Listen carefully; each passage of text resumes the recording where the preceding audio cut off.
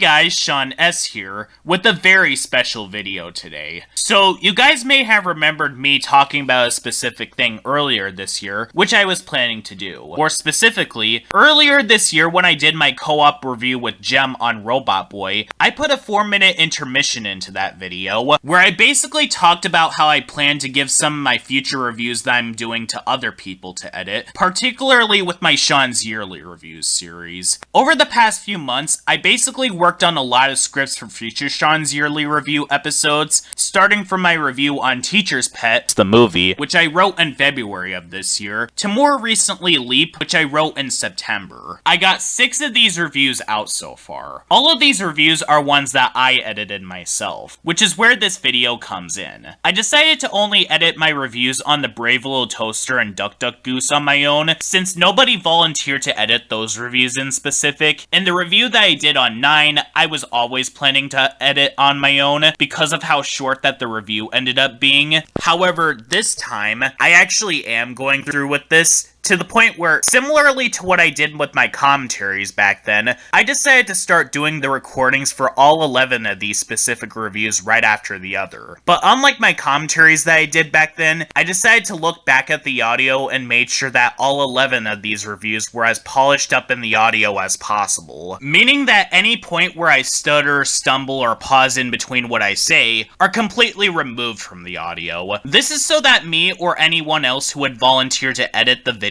won't have to do any extra editing, making things become less time-consuming as a result, since we'd already have the visuals to worry about. And on the off chance that someone doesn't volunteer to edit some of these reviews, I won't have that much to really worry about anyway, because of how short that the audio for some of these reviews came out being. Whereas with my co-op review with Jem on Robot Boy from earlier this year, that video turned out to be so long that giving it to another person to edit would have caused issues, although I was feeling pretty anxious while editing that review because of how much there was in the video, but that video is done and over with now, and I won't have to worry about feeling anxious for a while now, because of how short and straight to the point that some of these upcoming reviews will be, and that's where the title of this video pops up at. This video is a preview for the audio for all of these upcoming videos, which are the Sean's Yearly Reviews episodes on Drake and Josh Go Hollywood, Little Nemo Adventures in Slumberland, the Tom and Jerry 1992 movie, Lewis and the Aliens, Diary of a Wimpy Kid 2021, Storks, The Boss Baby, Turning Red, Brave, The Road to El Dorado, and Leap.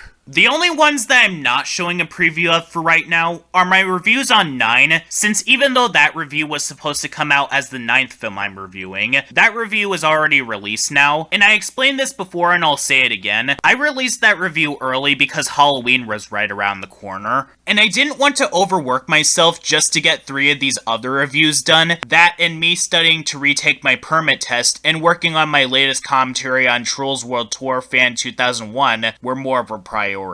which I'm genuinely happy is doing good in views right now, as well as my review on the SpongeBob SquarePants movie, since I haven't finished the script for that, mainly because of writer's block and I can't think of much to talk about with that film at the moment, whereas these other reviews I do have more to talk about with, yes, even with the more positive reviews that I'm going to be doing on Storks and Turning Red, which are only 7 or 10 minutes. But with all the chit-chat out of the way, let's get this preview started. But ironically, this movie actually works as a better sequel to Home Alone than the actual sequel to Home Alone, as even though the movie does have the same general feel as the original Home Alone, it finds ways to separate itself apart from the actual predecessor than Home Alone 2 Lost in New York did. With Nemo, on the other hand, with the exception of his pie problem, him breaking 2 promises in the movie, and being very gullible, Nemo is a Mary Sue, or Gary Stu for the male version, because throughout the entirety of the movie, he gets everything handed to him on a silver platter, and he could say and do whatever he wants to without either getting in trouble for it, or having to work hard in order to get it. Another issue that I do have with this movie, and which not a lot of people seem to bring up, is that this movie feels less like it's trying to be like Tom and Jerry, and more like Disney. In fact, when first looking at it through that "we've got to have money" meme, I actually thought that this was a Disney movie at first, before finding out that it was from this movie. And we all know that Tom and Jerry is not owned by Disney. And whenever this movie is not ripping off either Lilo and Stitch or Chicken Little, the writing in this movie is so broken and incoherent to the point where I could almost not consider this as writing, because almost nothing happens, and whenever something does happen, all it is characters running around, to the point where in 2019, when I first watched this movie, I actually gave this movie the nickname Wild Goose Chase the Movie, because that's literally what this movie is. Just a long wild goose chase through random locations before the climax comes around. And what they do was by pure accident and through no fault of their own. It was the teens' fault in the first place as to why their car ends up getting damaged. In the original movie, it was Greg unintentionally but directly causing the teens' car to be scratched, so it was reasonable for them to hold a grudge there. Why would they even want to go after Greg and Raleigh here when they don't do anything to really hold them responsible for their actions, and that it was the teens' fault? Which leads me into talking about the things that I like that makes me call this a good movie.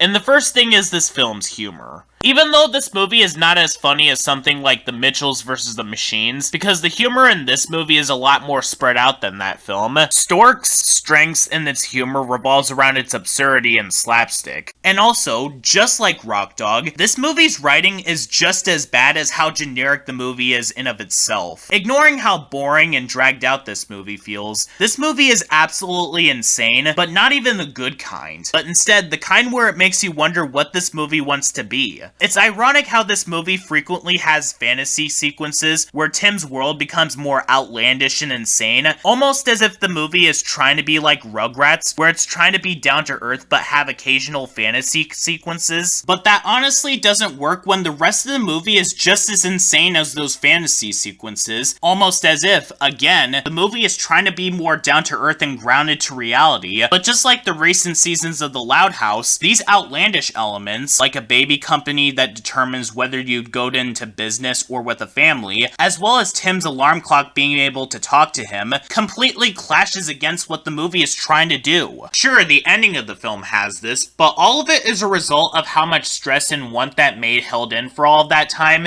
and it's a result of miscommunication. As May is afraid to speak up out of fear of disobeying her mother, but at the exact same time, it's also the result of her transforming into a fluffy red panda, which shows that there are other ways of showing that a character is going through puberty than just fighting with their parents, and this is a pretty good showcase of that. That's the first issue that I have with this movie. The film has absolutely no original bone in its body in the slightest, and goes the exact same route as The Wild, where all it does is that it haphazardly takes elements from other Disney movies, change a few bits here and there, and claim it as its own. But at the exact same time, it also misses the mark of what made those moments the way they were in the first place, and why they work so well at all. And well, my biggest problem that I have with this film is the main characters. They're not bad characters, and they're certainly more interesting than Nemo from Little Nemo Adventures in Slumberland and Bodhi from Rock Dog. The problem with them instead is actually something that I've never brought up on my channel before, and it's probably not going to be the last time that I talk about this, unless I get around to reviewing Quack Pack in an episode of Kuku Harajuku pretty soon. But for the first portion of the film,